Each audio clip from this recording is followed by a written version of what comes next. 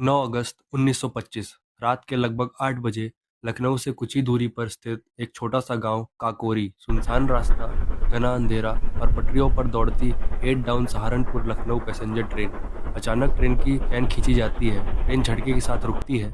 अगले ही पल कुछ हथियारबंद नौजवान ट्रेन के गार्ड के डिब्बे पर कब्जा कर लेते हैं। यह कोई आम डाकुओं की लूट नहीं थी। यह थी ब्रिटिश हुकूमत के खिलाफ भारतीय क्रांतिकारियों की एक ऐसी सोची समझी चोरी जिसने आने वाले आज़ादी के आंदोलन का रुख हमेशा के लिए बदल दिया था। इस घटना को समझने के लिए हमें थोड़ा पीछे 1920 के दशक की शुरुआत में जाना होगा। महात्मा गांधी ने 1922 में चौरी चौरा की घटना के बाद नॉन कोऑपरेशन मूवमेंट यानी असहयोग आंदोलन को अचानक वापस ले लिया था। इस फैसले से देश के उन नौजवानों में भारी निराशा थी जो जल्द से जल्द देश को आज़ाद देखना चाहते थे। इन्हीं नौजवानों ने तय किया कि अब आज़ादी सिर्फ बातों से नहीं बल्कि हथियारबंद क्रांति से मिलेगी। इस उद्देश्य के साथ 1924 में सचिंद्रनाथ सन्याल, रामप्रसाद बिस्मिल, योगेश चंद्र चटर्जी जैसे नेताओं ने हिंदुस्तान रिपब्लिकन एसोसिएशन (एचआरए) का गठन किया। एक बड़ी क्रांति के लिए जरूरत थी संगठन की, और संगठन चलाने के लिए जरूरत थी पैसों और हथियारों की। शुरुआत में क्रांतिकारियों ने धन जुटाने के लिए कुछ अमीर घरों में डकैती डाली, लेकिन रामप्रसाद बिस्मिल को यह जल्दी समझ आ गया कि अपने ही देश के लोगों को लूटना सही नहीं है। तब उन्होंने एक नए प्लान पर काम करना शुरू किया, ब्रिटिश सरकार का खजाना लूटना। उन्हें खबर मिली कि सहारनपुर से लखनऊ जाने वाली ट्रेन में सरकारी टैक्स का पैसा भेजा जा रहा है। बिस्मिल ने तय किया कि इस बार निशाना विदेशी हुकूमत का वही पैसा होगा जो उन्होंने भारतीय जनता से ही टैक्स के रूप में वसूल किया था। 9 अगस्त 1925 को एचआरए के 10 क्रांतिकारी इस मिशन को अंजाम देने के लिए ट्रेन में सवार हुए। जैसे ही ट्रेन काकोरी स्टेशन से आगे बढ़ी, राजेंद्र लहिरी ने ट्रेन की इमरजेंसी चैन खींची।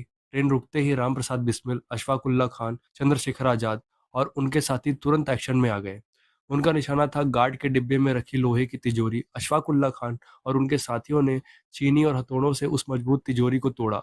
इस पूरी घटना के दौरान क्रांतिकारियों ने साफ निर्देश दिए थे कि किसी भी आम मुसाफिर को चोट नहीं पहुंचनी चाहिए, लेकिन दुर्भाग्य से एक क्रांतिकारी की बंदूक से चली अचानक गोली से अहमद अली नाम के एक मुसाफिर की मौत हो गई, जो अपनी पत्नी को देखने ट्रेन से नीचे उतरा था। इस एक अचानक हुई मौत को छोड़कर क्रांतिकारियों ने सफलतापूर्वक लगभग 4,600 का सरकारी खजाना लूटा और वहां से गायब हो गए। इस पूरे ऑपरेशन को अंजाम देने वाले 10 मुख्य क्रांतिकारी थे। रामप्रसाद बिस्मिल इस पूरी योजना के मास्टरमाइंड और एचआरए के मुख्य नेता। अशफाक उल्ला खान बिस्मिल के सबसे भरोसेमंद साथी जिन्होंने तिजोरी तोड़ने में मुख्य भूमिका निभाई। राजेंद्र लहिरी जिन्होंने चैन खींची थी।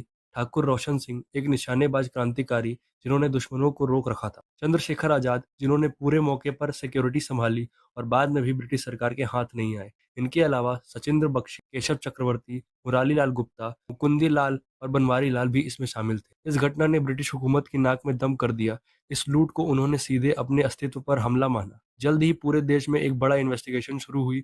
सीआईडी को काम पर लगाया गया और एचआरए के लगभग 40 लोगों को देश के अलग अलग हिस्सों से गिरफ्तार कर लिया गया। लखनऊ में एक लंबा मुकदमा चला। क्रांतिकारियों ने कोर्ट को ही अपनी देशभक्ति के प्रचार का जरिया बना लिया, जहां वो अक्सर मेरा रंग दे बसंती चोला जैसे गीत गाते थे। इस मुकदमे के नतीजे बेहद दर्दनाक रहे। दिसंबर 1927 में 4 मुख्य क्रांतिकारियों रामप्रसाद बिस्मिल, अशफाक उल्ला खान, राजेंद्र लहिरी और रोशन सिंह को अलग अलग जेलों में फांसी दे दी गई। बाकी क्रांतिकारियों को काला पानी और लंबी कैद की सजा मिली। चंद्रशेखर आजाद को पुलिस कभी पकड़ नहीं पाई।